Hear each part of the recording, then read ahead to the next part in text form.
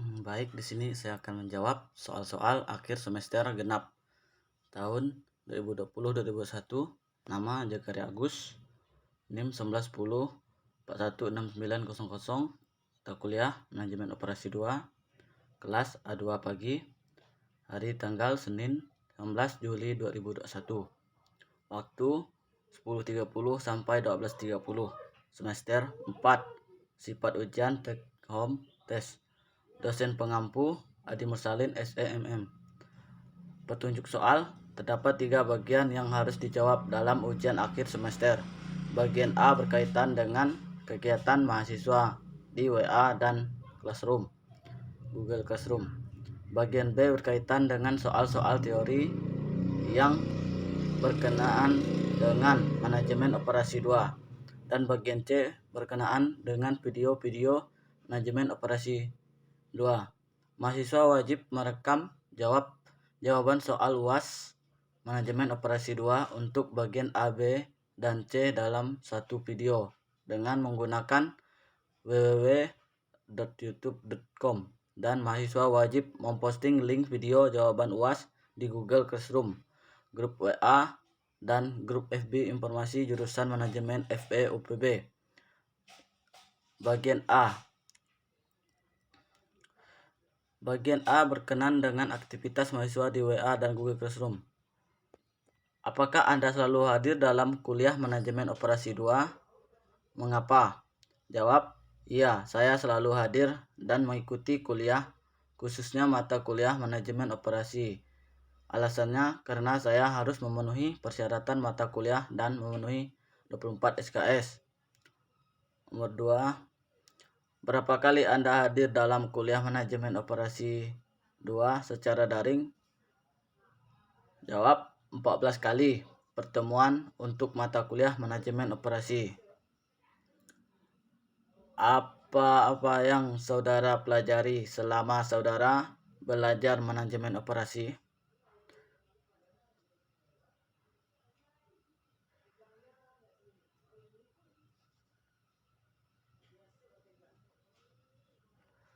Secara daring, manfaat apa yang saudara peroleh mempelajari manajemen operasi 2 secara daring? Jawab, yang saya pelajari selama saya mengikuti pelajaran pada mata kuliah ini yaitu materi tantangan dan peluang manajemen operasi pada abad 21 dan mempelajari tentang sejarah manajemen operasi, metode peramalan masalah penugasan dan dengan metode Hungarian, penugasan minimasi, dan materi tentang masalah penugasan. Banyak sekali manfaat dan ilmu yang saya peroleh setelah saya mempelajari dan memahami materi dan mengetahui betapa pentingnya manajemen operasi dalam sebuah perusahaan. 4. Apa tugas terstruktur yang diberikan oleh dosen saudara selama kuliah daring? Jelaskan tugas terstruktur Anda. Jawab, tugas terstruktur yang diberikan yaitu membuat PowerPoint dan membuat video record, presentasi, dan mengupload ke YouTube serta ke grup informasi manajemen FE UPB di Facebook. Bagaimana kuliah daring MO2 memberi kesan kepada Anda? Platform media apa yang digunakan oleh dosen dalam memberikan kuliah manajemen operasi? Jawab, kesan-kesan yang saya selama kuliah daring yaitu ada kelebihan dan kekurangannya. Kelebihannya yaitu lebih hemat biaya kuliah dan bisa lebih praktis. Kekurangannya yaitu jika jaringan yang kurang mendukung untuk melakukan perkuliahan maka akan lebih susah mengakses materi yang diberikan oleh dosen. Media yang sering digunakan saat kuliah daring pada mata kuliah manajemen operasi yaitu Google Classroom, WA, Facebook, YouTube, dan Zoom. Bagian B. Bagian B ini berkaitan dengan teori manajemen operasi 2. Mahasiswa wajib menjawab dengan terinci dan tidak asal jawab. 1. Jelaskan pengertian perencanaan produksi dan jelaskan bagaimana cara melakukan peranan produksi. Jawab, menurut definisi umumnya pengertian perencanaan produksi dalam rencana yang terkait dengan produk atau barang yang akan dibuat, baik yang berhubungan dengan motif, bentuk, rasa maupun jumlah unit barangnya. Berikut cara-cara melakukan perencanaan produksi.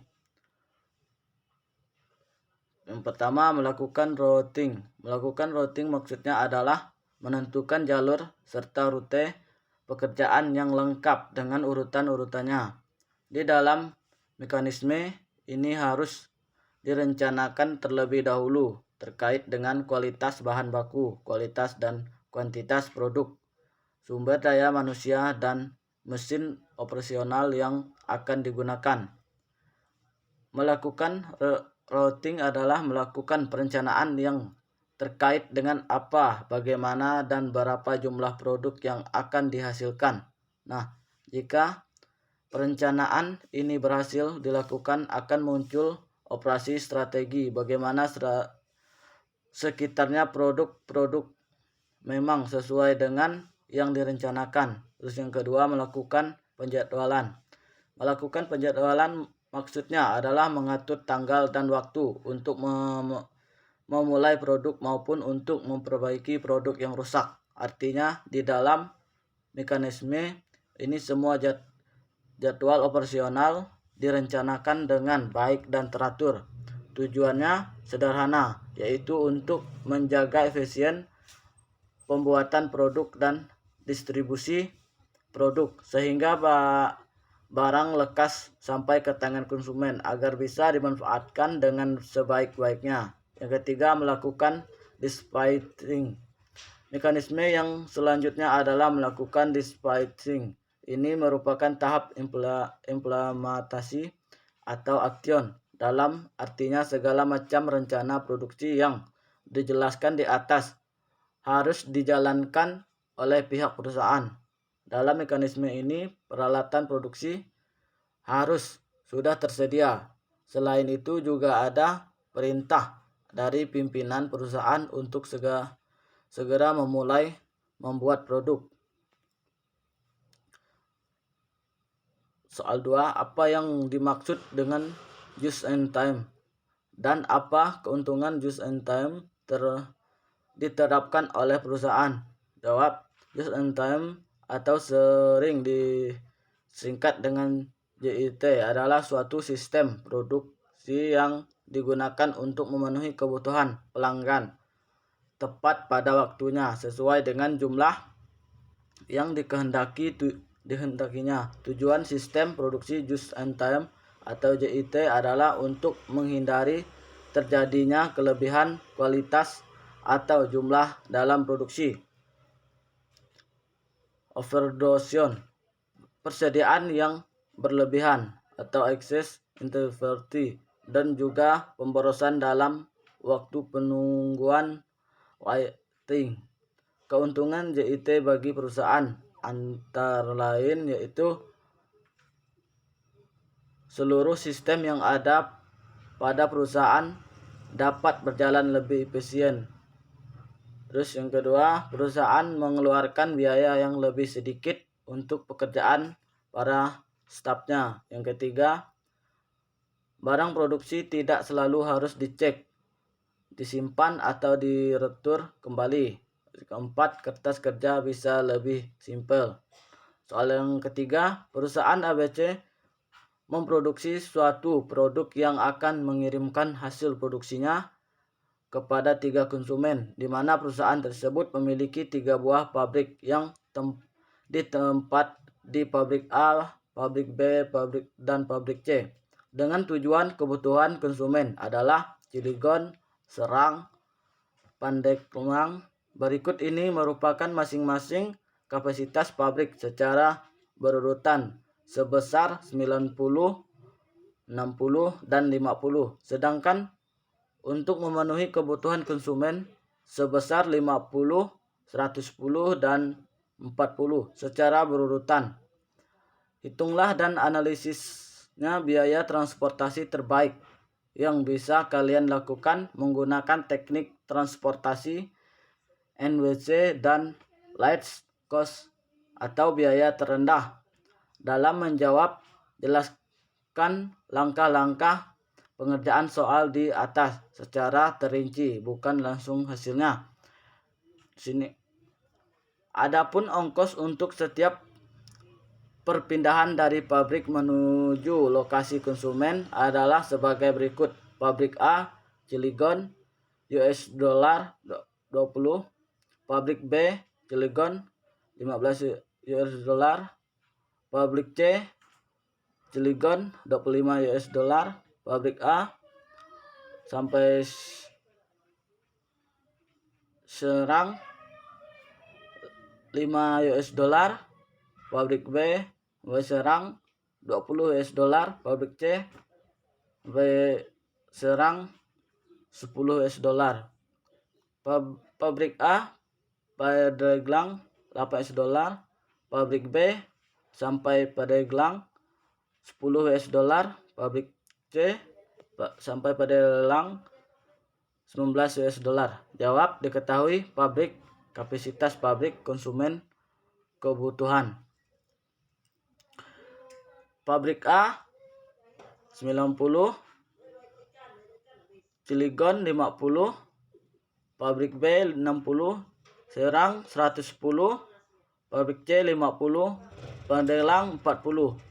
Dengan ongkos pabrik A sampai Cilegon 20 US dollar, pabrik B sampai Cilegon 15 US dollar, pabrik C sampai Cilegon 25 US dollar. Pabrik A sampai Serang 5 US dollar. Pabrik B sampai Serang 20 US dollar. Pabrik C sampai Serang 10 US dollar.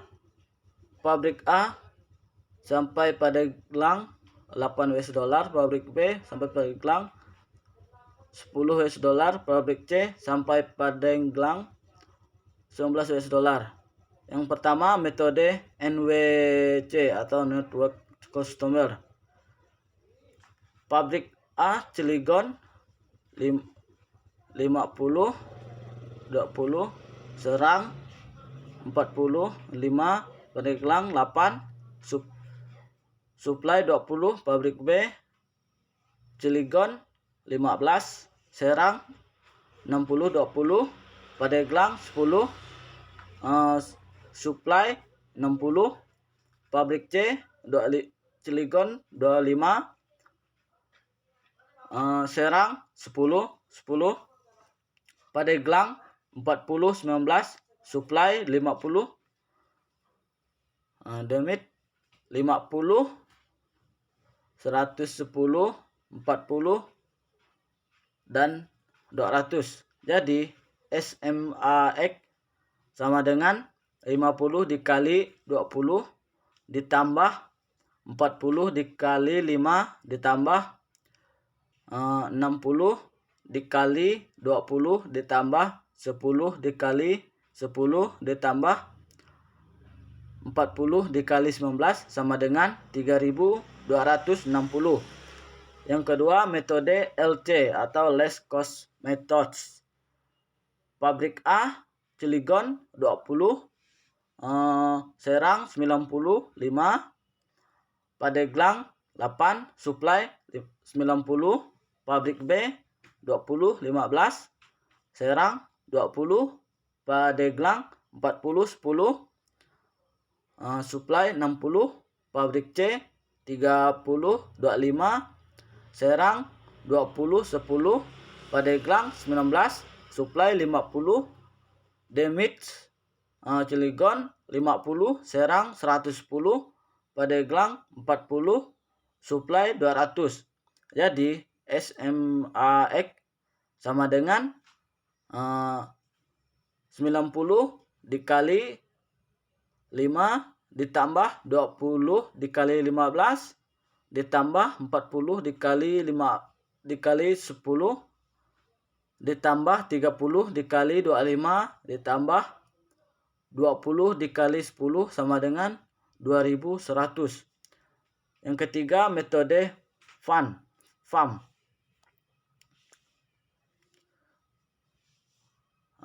Di mana dapat kita lihat pada tabel di bawah ini. Sini ada pabrik A, Cilegon 20, Serang 65, Pandeglang 38, Suplai 90. Pabrik B 50, 15, Serang 20, Pandeglang 10, Suplai 60, pabrik C 25, 50, 10, 19, 50, Demit 50, 110, 40, 200.